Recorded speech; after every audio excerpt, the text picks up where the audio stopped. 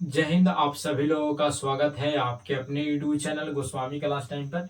दोस्तों उम्मीद करेंगे कि आप लोग बढ़िया होंगे, मस्त होंगे, स्वस्थ होंगे और अच्छे से पढ़ाई लिखाई जो दोस्तों कर रहे होंगे। तो दोस्तों आज की इस वीडियो में हम लोग क्लास 10 के साइंस का वैसे महत्वपूर्ण सब्जेक्टिव क्वेश्चन को दोस्तों हम इस वीडियो में आपको बताने वाले हैं जो आपको फाइनल एग्जाम में दोस्तों पूछे जाएंगे। ठीक है, तो दोस्तों अगर आपका भी एग्जाम 21 फरवरी का है तो आपके लिए वीडियो दोस्तों बहुत ही महत्वपूर्ण है। ठीक है, तो चलिए इस वीडियो को शुरू करते हैं। तो दोस्तों हम इस वीडियो में आपको साइंस यानी विज्ञान का 3 गो ऐसे महत्वपूर्ण सब्जेक्टिव क्वेश्चन को बताएंगे जो आपको डायरेक्ट फाइनल एग्जाम में पूछे जाएंगे। ठीक है, तो देख सकते हैं पहला सवाल है कि प्रतिस्थापन अभिक्रिया क्या है, उदाहरण देकर समझाएं। ये भी बहुत ही महत्वपूर्ण सवाल है। ठीक है, और दूसरा सवाल है कि अम्लीय वर्षा क्या है। ठीक है, ये भी महत्वपूर्ण है। तीसरा है जीवाश्म ईंधन किसे कहते हैं। ठीक है, और ये भी महत्वपूर्ण है। यानी तीनों सब्जेक्टिव क्वेश्चन दोस्तों बहुत ही महत्वपूर्ण है। ठीक है, तो चलिए एक एक करके दोस्तों तीनों सवाल को हल करते हैं। ठीक है, तो दोस्तों अगर आपसे पूछेंगे कि प्रतिस्थापन अभिक्रिया क्या है, उदाहरण देकर समझाएं, तो आप उत्तर में लिखेगा कि वह रासायनिक अभिक्रिया जिसमें अधिक अभिक्रियाशील पदार्थ अपने से कम अभिक्रियाशील पदार्थ को विस्थापित कर देता है उसे प्रतिस्थापन अभिक्रिया कहते हैं। दोस्तों इसमें कह रहा है कि अधिक अभिक्रियाशील पदार्थ अपने से कम अभिक्रियाशील पदार्थ को विस्थापित कर देता है, उसी को प्रतिस्थापन अभिक्रिया कहते हैं। जैसे कि कोई बड़ा व्यक्ति है तो बड़ा व्यक्ति जो दोस्तों छोटा व्यक्ति को कम लगाएगा। ठीक है, क्योंकि बड़ा व्यक्ति के मेल से चलता है। ठीक है, तो उसी प्रकार से प्रतिस्थापन अभिक्रिया कह रहा है कि जो अधिक क्रियाशील जो पदार्थ होगा वो अपने से कम अभिक्रियाशील पदार्थ को विस्थापित यानी साइड कर देगा। जैसे में एफी जैसे लोहा प्लस के CuSO4।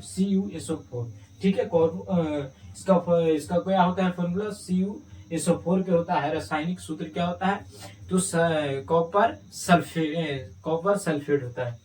Sorry, H2SO4। सुनिए यहाँ पर ध्यान दीजिए, H2SO4 को हम लोग क्या बोलते हैं, सल्फ्यूरिक अम्ल। ये होता है कॉपर सल्फ्यूरिक अम्ल। ठीक है, तो H2SO4 जब Fe प्लस CuSO4 के साथ जब अभिक्रिया करेंगे तो क्या होगा कि जो Fe होगा SO4 के साथ आ जाएगा और जो कॉपर हो जाएगा वो बाहर निकल जाएगा। क्यों? क्योंकि Fe से अधिक क्रियाशील होता है, जो लोहा होता है कॉपर से अधिक क्रियाशील होता है, इसलिए बाहर निकल जाता है। ठीक है, तो दोस्तों उम्मीद करेंगे कि आपको पहला सवाल आसानी से समझ में आ गया होगा। बस इतना ध्यान लिखिएगा कि वैसा रासायनिक अभिक्रिया जिसमें अधिक क्रियाशील पदार्थ अपने से कम अभिक्रियाशील पदार्थ को विस्थापित कर देता है उसे प्रतिस्थापन अभिक्रिया कहते हैं। Fe प्लस CuSO4 से FeSO4 प्लस Cu जब होगा तो FeCu से अधिक क्रियाशील होता है, इसलिए अलग हो जाता है। ठीक है, तो दोस्तों उम्मीद करेंगे कि आपको पहला सवाल समझ में आ गया होगा।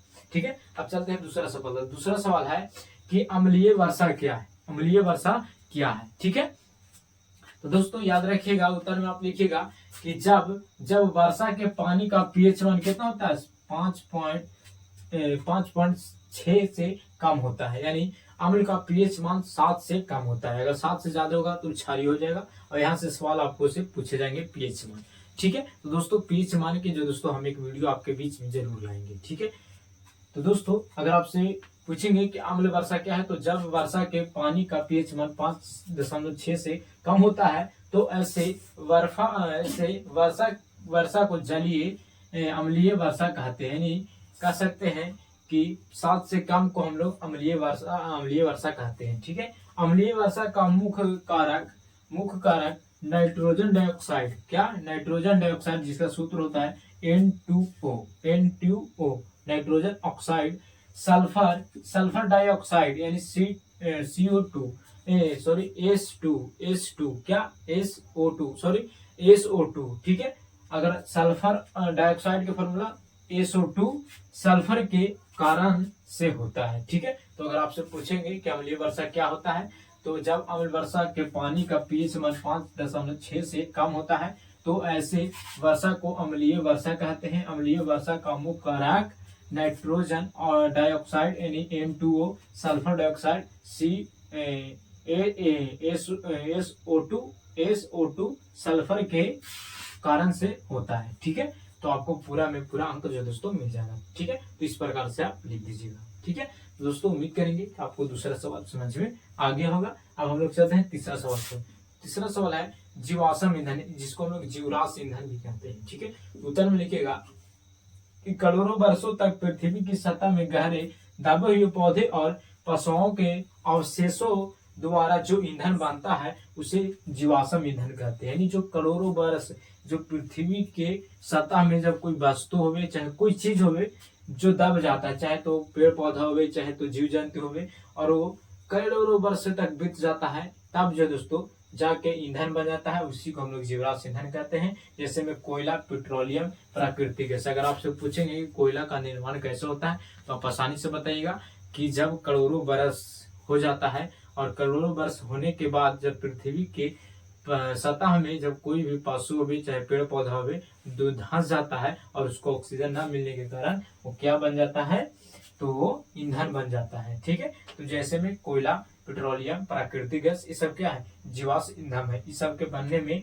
करोड़ों वर्ष, लाखों वर्ष जो दोस्तों लग जाता है। ठीक है, तो दोस्तों ये रहा साइंस का 3 गो महत्वपूर्ण सवाल, और तीनों सवाल को दोस्तों आप एग्जाम से पहले जरूर पढ़ के जाइएगा, ताकि अगर आपको एग्जाम में पूछतेगा तो आप आसानी से बना दीजिएगा। ठीक है, तो दोस्तों अगर आपको ये वीडियो पसंद आया तो आप इस वीडियो को लाइक जरूर कीजिएगा। अगर आप चैनल पर पहली बार होंगे तो चैनल को भी सब्सक्राइब कर लीजिएगा, क्योंकि इसी तरह का वीडियो जो दोस्तों आपको लगातार मिलता रहेगा। ठीक है, तो दोस्तों मिलेंगे अगले वीडियो में। जय हिंद, धन्यवाद।